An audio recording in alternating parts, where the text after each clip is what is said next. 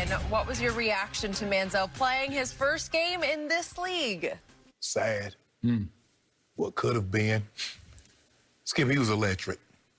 I don't know, have we ever seen in that Saturday afternoon in Tuscaloosa when he burst onto the scene. And from that moment on, you're like, man, this kid is special.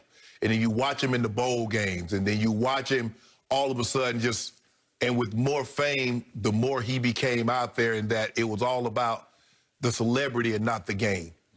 And you just think, and you think about 2012, Jenny mentioned that he won the Heisman, and here we are 2021, and he played in that league.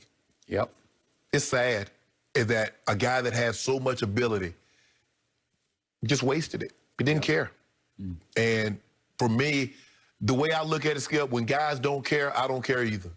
And I used to tell my kids this all the time. I can't want something more than you want it for yourself.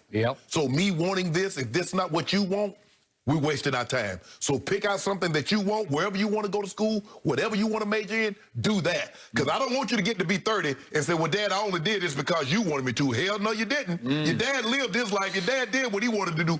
Do what you want to do. Well, Johnny Manziel did exactly what he wanted to do. He wanted to be good at football for a little while, party, have a good old time, talk about, oh, Robert, you know, do this right here, party all day, all night. Just like he said after the game, Skip, we lose, we booze. He thought that was cute. Nice catchphrase. Bro, do you realize people laugh at you? They laugh at you. You a joke. And you wasted all this ability for what? For so long, Skip, in high school, they made excuses for Johnny, and Johnny Manziel's money could get him out of anything. That's true. And his ability could get him out of anything. They made the excuses for him at the very thing that they suspended Todd Gurley for. They suspended him for half a game. The man said, oh, he signed 4,000 items for free. Really? As a Heisman Trophy winner, Skip. He did. But that just goes to show you. Half a game against Rice. Right. And Todd Gurley missed, what, 4 games? They suspended A.J. Green for the same thing because he had a jersey. Man, he was the biggest draw in college football. He was, Skip. And they knew it.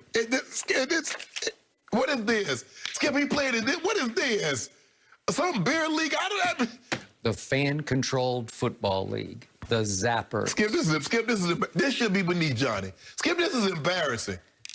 So to your point, if you told me during the 2012 college football season that Johnny Manziel would wind up playing in the fan-controlled football league in 2021, I would have laughed in your face. This kid, are you kidding? He was on his way as a redshirt freshman. It was his first year starting to winning the Heisman Trophy. Skip. He beat St. Nick at Tuscaloosa, 29-24. He threw a late touchdown pass on a corner route where I just said, that's just too good. He was fearless. And against my Oklahoma Sooners in the Cotton Bowl that year, he beat the brakes off y'all. Lord have mercy. 516 total yards. He threw for 287, but that's not what he rushed for 229. That was on 17 carries. That's 13.5 yards a carry. Every time he took off, he was just gone. He beat the brakes off y'all. Against Mike Stoops' defense, he was the coordinator. I'm just like, what are you doing? Don't you understand who he is? They knew going in what he was, and they couldn't deal with it. They were co-winners of the Big 12, and they couldn't deal with it. So he wins a Heisman Trophy, and then right away in the offseason, I'm like, Johnny, what are you doing? First thing we hear about, he goes to the University of Texas, their rival school, A&M versus Texas. In the old days, back in the old Southwest Conference days, it's their blood rivals. And he goes to Austin, to the University of Texas, and raids a frat party and causes a fight. You think he was in his right mind when he did that? No, he was not. And I began to read about he drinks hard liquor already. He's he's into when they win or lose, they booze. In fact, could we hear that little clip from after the game the other night with the Zappers? We'll keep getting better as the weeks go on, but good start even with the loss. No, win or lose, we booze on the Zappers. Okay, that just summed him up because he had issues with alcohol, which I believe led to some issues with drugs. And in the end, you nailed it. He prioritized partying over playing professional football. Yeah. And he admits now, I just never really wanted to play professional football. It wasn't my goal. It wasn't his dream. Yeah. No, it wasn't his dream. And so he goes to Houston. I mean, Houston to Houston had the first overall pick. And again, I was pushing. I said, if I'm Houston, I'm thinking hard about him because he played at College Station, which is just right up the road from Houston. Even what you call him, John Gruden, he was on ESPN at the time, said, hey, I would take him, but I wouldn't look back. And he said that on the show I was on, which was First Take. At that point, John Gruden flat out said that when I asked him, I'm not going to look back. I'm taking that kid. Wow, you are. Yeah. Interesting. Yeah, you'd have been fired. Okay. And I thought my Cowboys would be intrigued, and I think Jerry wanted to do it so badly.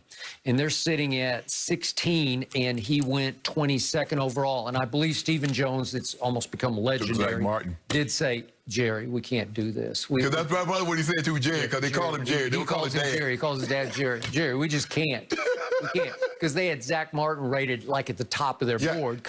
And plus the thing is, Skip, when these first-round picks, these teams have spent so much money.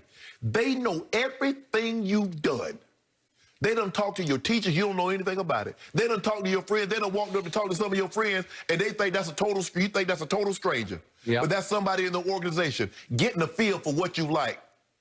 And the guy, what's the receiver, Skip, from Oklahoma State, came out the Dez, went to Jacksonville. Yeah. Blackman. Blackman. Skip.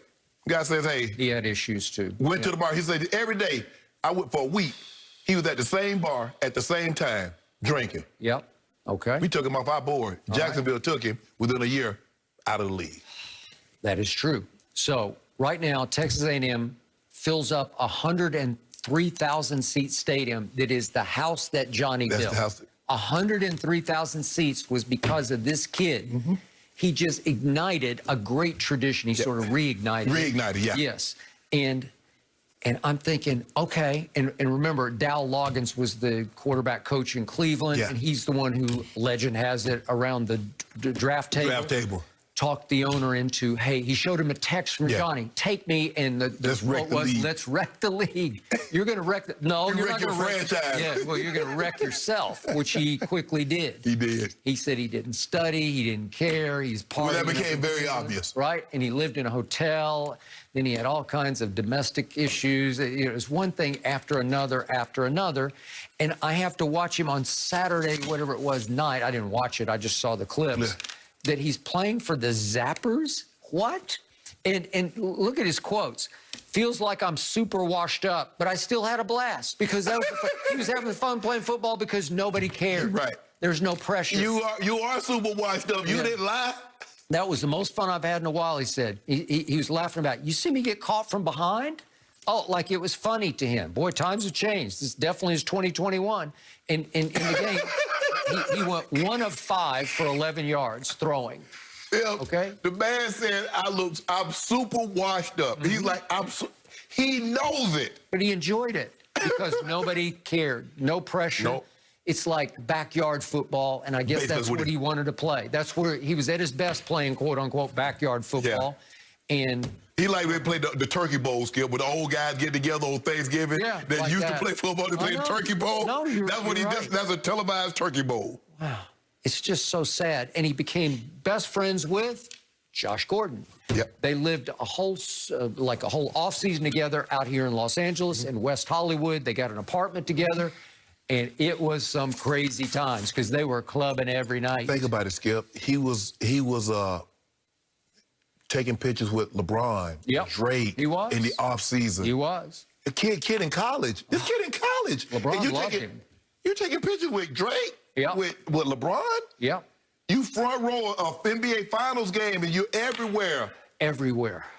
He was something. He was a celebrity. Yes. Of the highest order. And he's still got like it kid about him. I'm sure when he still goes to the club is all gaga over Johnny Manziel just came in. Johnny football. What could have been? I mean, I'm sure they're gonna do a story, one of those Skip, where are they now and what could have been, one of these 30 for 30s or something like that. He's gonna be a prime candidate. You know, I got to know him fairly well, and I got to tell you, if you're around him, he's fun to be around. Right. Seems like a pretty good guy and smart as a whip, just smart as a whip. And You waste all that? Wasted it. Come on. Really? Yeah, one day he'll wake up and say, what was I thinking? Oh, it's hard. At first, it's kind of funny, and then when you guys talk about how sad it is, it really is. I honestly just hope that he is well. Like, that's what I keep thinking about. I know he struggled in the past. I hope he